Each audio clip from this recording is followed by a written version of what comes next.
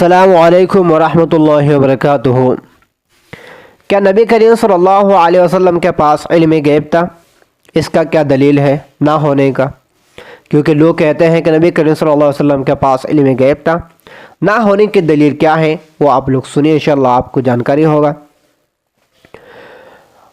ہاں، یہ بات تو ہے کہ نبی کریم صلی اللہ علیہ وسلم کو اللہ نے علم عطا فرمایا تھا بہت زیادہ، اور سارے نبیوں سے انبیاء کرام سے افضل نبی کریم صلی اللہ علیہ وسلم کو عطا فرمایا۔ علم غیب نہ ہونے کی دلیل کیا ہے؟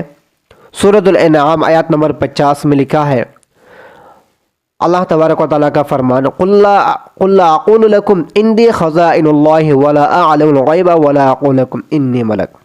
تو اس آیات سے یہ پتہ چل رہا ہے کہ نبی کریم صلی اللہ علیہ وسلم کے پاس علم غیب نہیں تھا۔ سیدنا نوح علیہ السلام اپنے قوم سے خطاب اللہ تعالیٰ کا یوں نقل ہے، وَلَا أَقُولُ لَكُمْ عِنْدِي